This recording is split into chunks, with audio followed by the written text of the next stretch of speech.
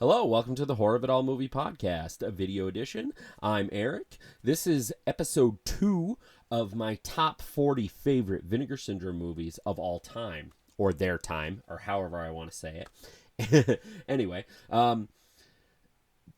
this one is basically gonna be just diving right into the releases since the last episode, if you are watching this one, was from 40 to 31. So I'm going to do 10 releases for 4 episodes, leading right up to the halfway to Black Friday sale. So yeah, let's just dive right in. My number 30 favorite Vinegar Syndrome movie, or release, I should say, is one that got a slipcase, a catalog slipcase as they call it. And that is Don't Go in the Woods. It does say Don't Go in the Woods Alone, but I have heard that that's a tagline. I could be wrong because you do see it on a lot of stuff. But it's Don't Go in the Woods as far as I understand from the makers. Don't Go in the Woods is your, I guess, fun 80s slasher. It's not always a favorite of everybody. You can tell this is a old Vinegar Syndrome release. This is number 69. But yeah, in director James Bryan's 1981 cult classic, a group of obnoxious campers venture into the wilderness for what they assume will be a fun-filled weekend. Unknown to them, a bloodthirsty maniac is hiding in the woods, watching their every move and violently killing them one by one. Every chance he gets. Filled with lo-fi gore effects and black humor, Don't Go in the Woods remains one of the quintessential regional slasher films of the early 80s. And let's see, it's coming to Blu-ray for the first time. But yeah, this is a really cool release. It's one of their earlier ones, as I said. There's 3 commentaries. There is an hour-long cast and crew featurette. There is an autograph signing party featurette that's a half hour. I kind of missed because if you look, they put the times on there. They used to do that with some of their releases, and unfortunately they stopped, but I get it. They have a lot to do. They do great at what they do, so I'm not really complaining. This one might not be for everybody. As I said, this slip may or may not be gone. I honestly didn't look. But yeah, my number 30, Don't Go in the Woods. All right. Let's go into some silly territory here. My number 29 favorite Vinegar Syndrome release is The Suckling. I don't really need to go into this too much. Yeah, I never flipped it. I know some people don't, but yeah, that artwork's pretty bad, so I see why I didn't. But I guess it fits the movie. I'm not saying the movie's bad per se, but I guess it depends who you ask. Let's see, an offbeat, gleefully violent monster horror comedy from one-time director Francis Terry. The Suckling blends gratuitous gore, non-chalient TNA, and a side helping of social commentary. It's basically set in an abortion clinic / brothel. I know I already lost some people. Let's see, and a young woman is extracted fetus is flushed into the sewer system, wherein it's exposed to toxic waste and begins to mutate into the ever-growing and increasingly bloodthirsty monster. That's The Suckling. If you want to go that route and have some fun, sure. If that's too much for you, maybe. I don't know. But The Suckling is something else for sure. My number 29 from my favorite Vinegar Syndrome releases. This is number 269. I still can't believe they're already almost hitting 400. And the VSAs are going great. And for anyone still watching, I'm going to be doing a ranking of my VSAs. I'm not sure when that'll be. It might include the ones from Halfway to Black Friday because I am doing these videos, so I might not be able to get that done.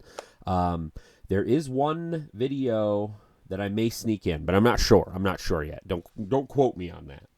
All right, number 28 is an older one. This one's number 218, so I guess it's not that old, but 2018. Some of them seem older just because they've released so much in the past like few years, but this is definitely a favorite of mine. It's not for everybody, but man, I have a lot of fun with this, and I've watched this one multiple times. I'm talking about my number 28 favorite Vinegar Syndrome release, Blue Vengeance. That's the alternate artwork. Just a strange mashup of horror, action film. J. Christian Ingvordsen's, I butcher names if you don't already know. Blue Vengeance combines gory killings with drug-altered underground rock club scenes and corrupt police procedure that's set in a gritty world of 1980s New York.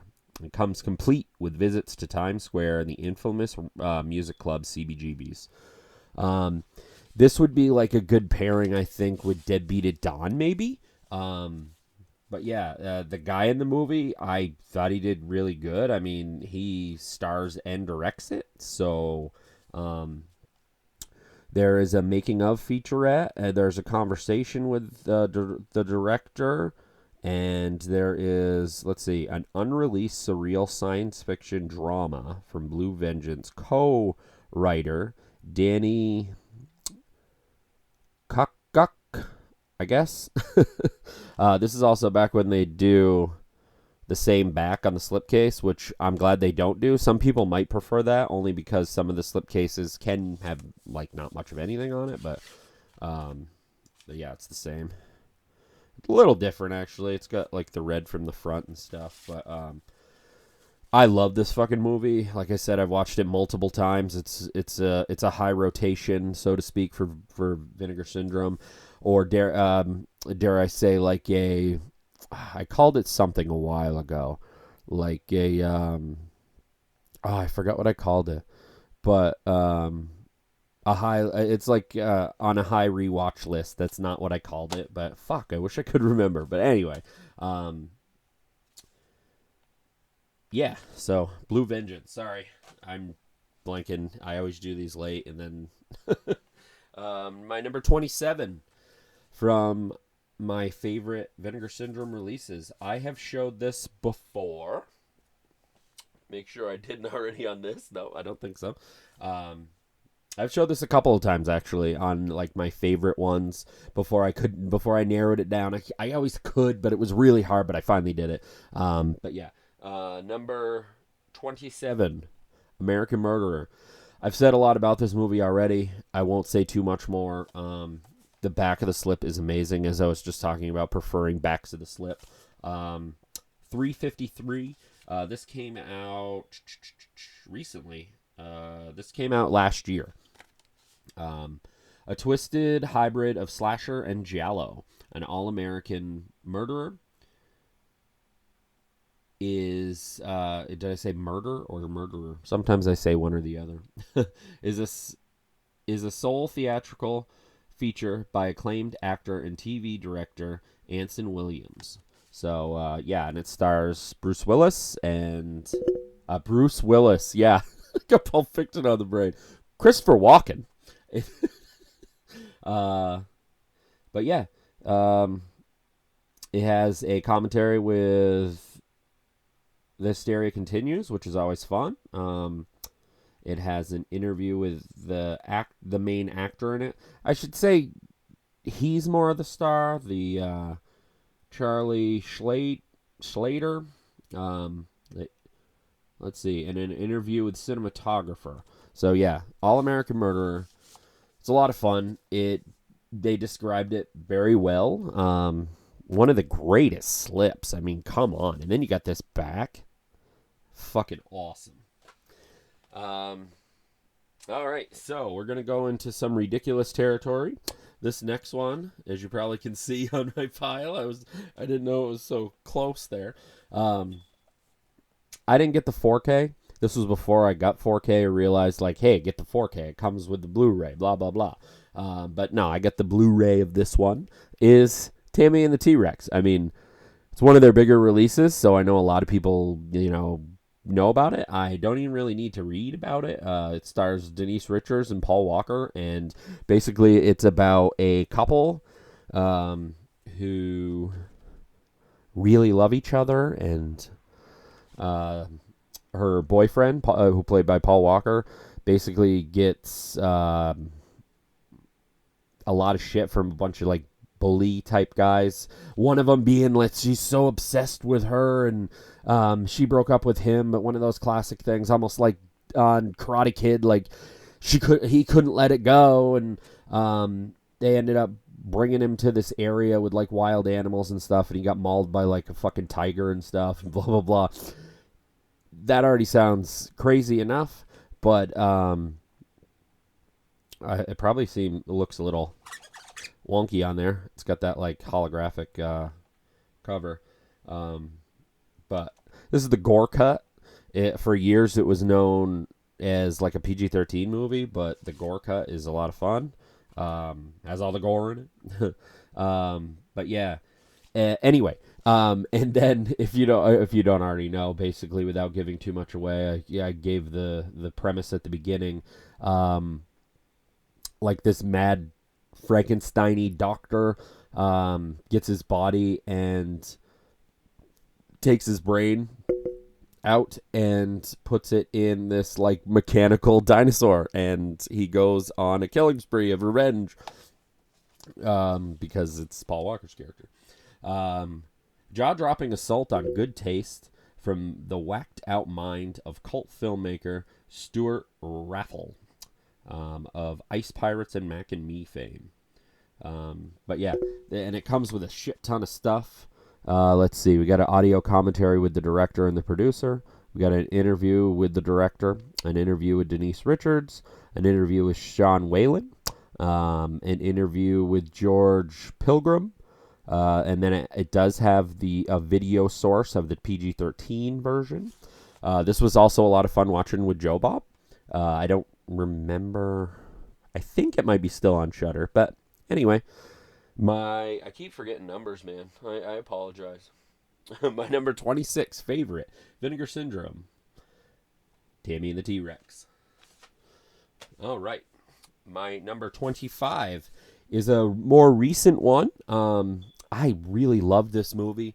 I had a feeling I would, but it was one of those like it completely exceeded my expectations, and it's I don't want to call it slow, but it does have its moments, but it's a really cool like mystery kind of, and I'm talking about Sister Sister, starring Jennifer Jason Leigh and Eric Stoltz. The basic of this is combining heavy gothic atmosphere, touches of magical realism, and elements of violent murder mystery. Pretty great. I really like this one a lot. The disc comes with a commentary with the director, a commentary with author and critic Alexandra Heller Nichols, an interview with actor Benjamin Mountain. I think that's how he says his name. An interview with Natasha Nagulich. Butcher names, I know. I apologize. Where are we? An interview with the composer, an interview with the cinematographer, deleted scenes with commentary. It comes with a book. That's the alternate artwork. I love this movie. It's such a good movie. A gothic suspense chiller. It says on that case, love kills. It also stars Judith Ivey. But yeah, my number 25 is Sister Sister. I highly recommend picking this up. Trying to remember when this came out. I can't remember what month this came out, but it may be on sale. Maybe. Don't quote me, but I guess I can't remember which month. I'm probably wrong, and people are going to know exactly that and everything. Usually I do, but I'm blanking right now. I usually tend to. It's one of those typical things. I hit record, I blank on shit, I hit stop, and everything comes back to me. But I guess that's why people do scripts and things like that. That's not really for me. I just do this for fun, and once I start doing stuff like that, it might feel like work. Good example, you probably notice a microphone. I wanted it to sound better, so I use my microphone that I use for my podcast, and I wasn't going to go into this, but it was a bit of a pain. I couldn't get it to connect right and all that fun stuff. So I finally did, and then I just hit record. So if I seem a little out of it or flustered, that's why. But my number 24 that you can probably already see, and I hate that you can, so I'm going to go like this. All right. My number 24 is an older release. What was Sister Sister? Sister Sister was 385. So yeah, that was very recent. Is 251, and my number 24 is Incubus. This is another one I've watched multiple times. I have a lot of fun with this. It's kind of like an invisible killer type movie, but man, it's so much fun. Not even just killer, the Incubus like rapes women and they can't see him and shit, and it's fucked up. But I love this movie. This came out in 2018. An intense and disturbing supernatural slasher. John Hughes. It's not his name. John Hugh. It's because with the S. Anyway. Incubus stars an acclaimed actor and filmmaker John Cassavetes. And then it kind of just goes into that. Brings this 80s terror classic to Blu-ray for the first time. I'm going to read the synopsis on this one. I know I don't do it on all of them. If people would like me to, I can. I'm going to, if nobody says anything, I'll just do it sometimes. But, a quiet New England town becomes the site of a grisly murder and assault, leaving a young man dead and his girlfriend in critical condition. Sam Cordell, head surgeon and medical examiner at the local hospital, senses something isn't quite normal about the attacker. But barely a day later, another woman is savagely assaulted and killed. With the realization that a maniac is on the loose, Sam, with the help of police chief Hank Weldon and newspaper columnist Laura Kincaid, must unravel the mystery before additional murders occur, all the while unaware that Sam's own daughter, Jenny, might be the next victim on the list. You hear that fucking synopsis? I'm sick of hitting microphone with my fucking glasses. Sorry. But yeah, you hear that synopsis, man? Oh my god. This movie is so fucking good. I'm sure, I know this is out of print, but if they still have the rights for it, I don't know why I haven't switched this. Maybe because there's more to it. But this is the original artwork. Not bad. You can't see that there. The dreams, the nightmare, the desire, the fears, the mystery, the revolution, the warning. The Incubus. He is the destroyer. That is fucking awesome. It's like this was just described to myself for the first time. I will be watching this again very soon. This is my number 24, right? No, 20. Yeah, 24. Yeah, sorry. Incubus, 24. Sorry about my fucking up with numbers. Let's get this going. More. All right, my number 23. 23 and 24 could have kind of flip-flopped, but this is kind of what I settled with. Is number 311. 311 for anybody. It's 311 fan, sorry. Yeah, my number 23. Fucking Deadline. Another really fucking fucked up movie, and this particular one, I had seen this cover a lot, or was it? Is that the no? This cover. I'd seen this cover a lot growing up, but I never ended up watching the movie for whatever reason at my video store. One of the true hidden gems of Canadian horror cinema. Deadline is an unflinchingly grim, twisted, and cynically comedic study of a man's slow descent into madness. This one I'm going to read as well. But oh my God, I highly, highly recommend this one. Again, I'm not sure about the slip, but if you don't care about that or whatever, I'm sure you can pick this up at the sale. I'm pretty sure this is gone, but anyway, here we go. Stephen Lesser makes his living as a horror writer who has learned that the bloodier the story, the bigger the market. But Stephen also hit a personal crisis wherein he yearns for artistic recognition and an escape from the brutality he conjures up to earn a living. All the while, his horrifying and mysterious fantasies, or murderous fantasies begin to blend into the day-to-day life, numbing him to his crumbling marriage until a shocking tragedy occurs from which he has no escape. A little lean on the special features on this one. Let's see. It got an interview with the producer, an interview with the cinematographer. One thing I noticed I wasn't mentioning, I don't know how many people care about that technical of stuff, but I did see that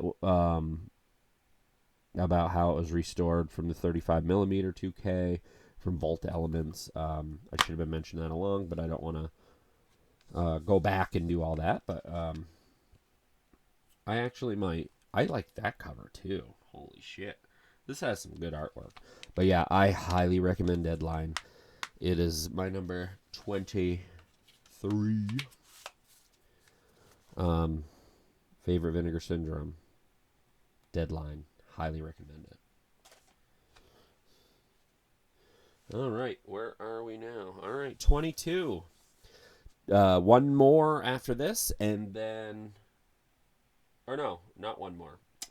This one, and then I have 3 quick recommendations that didn't quite make it into the top 40. I know, it's already a taking at 40, and some people are probably like, Jesus Christ, dude. But, again, keep in mind, they have almost 400 releases. And I just remembered I didn't say it at the beginning, but if you've come this far, awesome. I thank you. I appreciate it. Even with all my fumbling, I'm only human, but I'm not obsessive about all the bullshit. And if that turns people off, I apologize. But these are not including VSAs, VSPs, VSUs, double features, or box sets. Now, somebody did point out, I will give them credit for that. On the last episode, I did get a message of somebody saying, I thought you weren't including double features when I did Hard Rock Zombies. Touche there. I did fuck up on that, I admit it, and I don't know what I was thinking there, probably because Slaughterhouse Rock isn't like a favorite, and I completely like spaced on it that it's even in the package, even though I did kind of glance at it, but some about that just over my head, didn't even think about it, and I apologize. But yeah, anyway, number 22 favorite Vinegar Syndrome release, In the Cold of the Night. This movie is so like underappreciated and just it's number 268. Very underrated. Some dreams should never come true. Now, the back of this slip isn't the back of the movie, but it was around the time when they were doing that. It's kind of cool there. I really like it. It's a Nico Mastorakis movie. If you're a fan of his, or if you haven't even heard of him, this is a great place to start. There's anywhere you can really start. I mean, the Zero Boys, or what are some other ones? I'm trying to think off the top of my head here.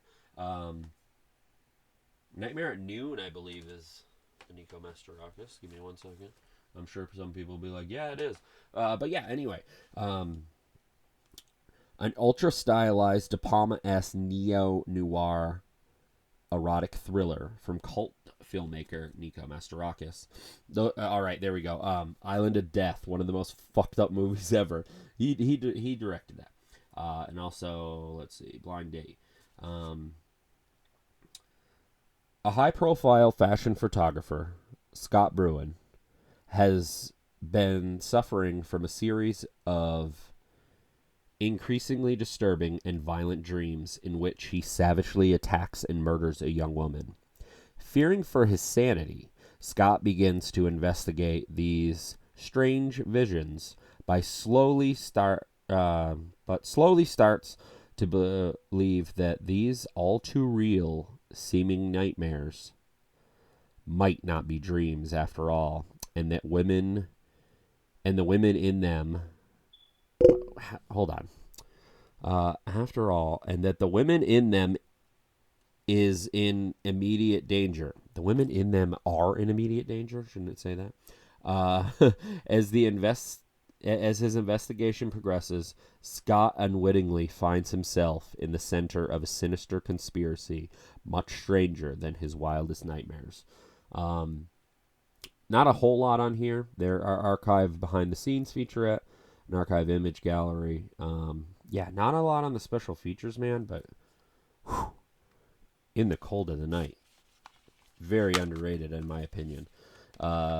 The alternate artwork is a steamy Skinamax-like looking thing, which it is that too, but it's a really good mystery, as it said, an ultra-stylized De Palma-esque neo-noir erotic thriller.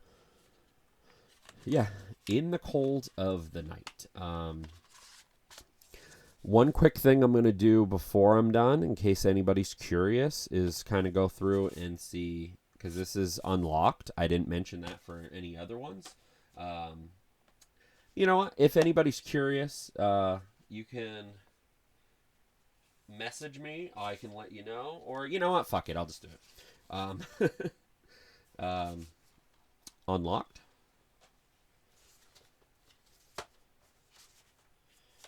Suckling is unlocked. I know I don't even really need to do this. I know some people are curious sometimes, and people have asked me before. So hey, why not throw it on the video if you're still with me here. Blue Vengeance is unlocked. All American Murderer is unlocked. Wow, there's a lot of unlocked on here. Normally I'm like whatever because I am all region. That's just the way to go, man. If you're not all region and you buy a lot of movies, you're doing yourself a disservice because I know it costs a little bit of money, but it's one of the greatest investments I have ever made. Anyway, I digress. Unlocked. Sister is unlocked. The Incubus is unlocked. Jesus Christ. Did they just start doing A's later on maybe? Yeah, all these are unlocked. So I guess that was a waste of time, but maybe somebody was curious. I was a last minute thought, and I do go off on tangents. Okay. So I might have just pretty much just showed what those were. But anyway, all three of these are honorable mentions. They were very close. Very, very close. But every one of them can't be in here, man. And some people might disagree, like, oh, man, that's in my top 5 or my top 10, even though they're my honorable mentions. It's everybody's opinion. It's okay. Everybody can have their own opinion. It's part of being a movie fan and any kind of fan, a band or whatever. But yeah, I'm not going to go too much into these like normal, but I do want to tell you that these are honorable mentions, and I highly recommend these as well. The Killing Kind. It's the reverse there. A brooding study of the nurturing of a serial killer. I'm just going to leave it at that. The Killing Kind. From 1973, and it's unlocked. This one was so close to being in this area, from 30 to 21. Didn't quite make it. I love this movie. I was excited when they released it. I did already have it on Blu-ray, I think, from 88 Films, but Amok Train. I know it says Beyond the Door 3, but as I've mentioned before, there really is only one Beyond the Door. If you really you're just that, obsessive compulsive that you gotta do 1, 2, 3. Cool, you do you, man. But this is a movie called Amok Train. It's an Italian movie, a truly unhinged mind of maverick exploitation. Producer Ovidio Assanitis. I'm terrible at this. He produced it. He's the one who didn't he do he did the original. The original. Yeah, again, these have not really any connection. Some people might be like, no, they do because whatever. Okay, maybe I'm missing something, but this is a total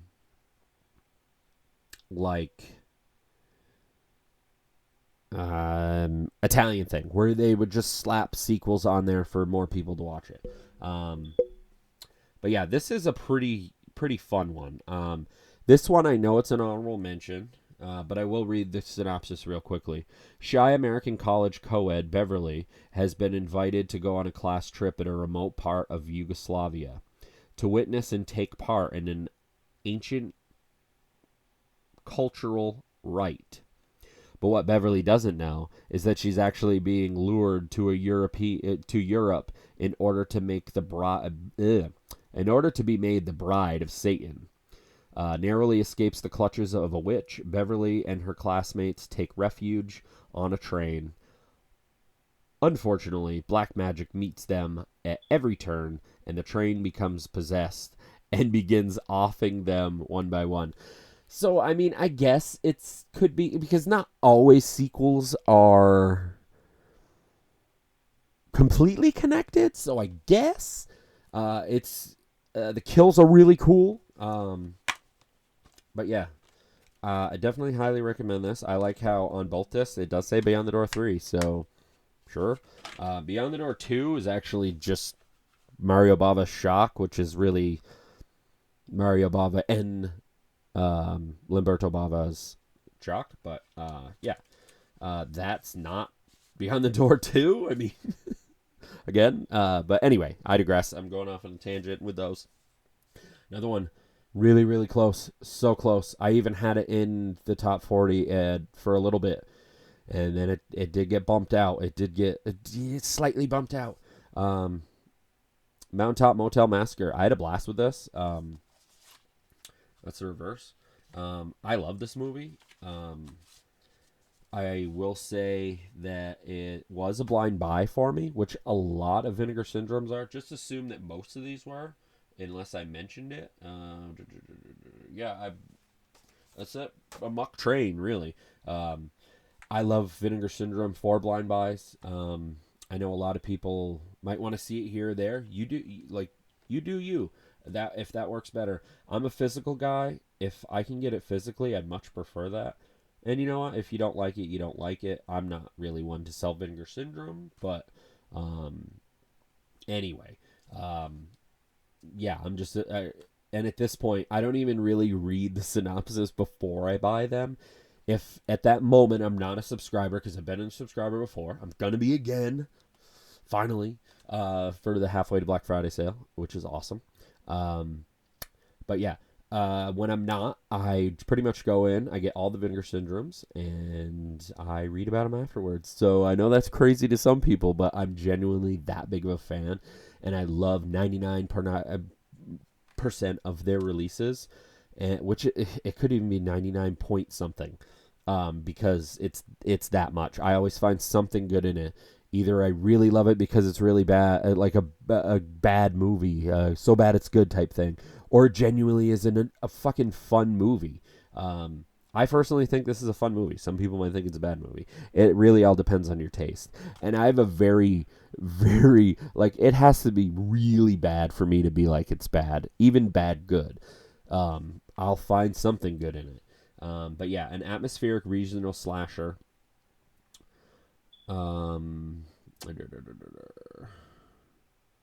from the director of Creature from Black Lake, Jim McCullough Sr.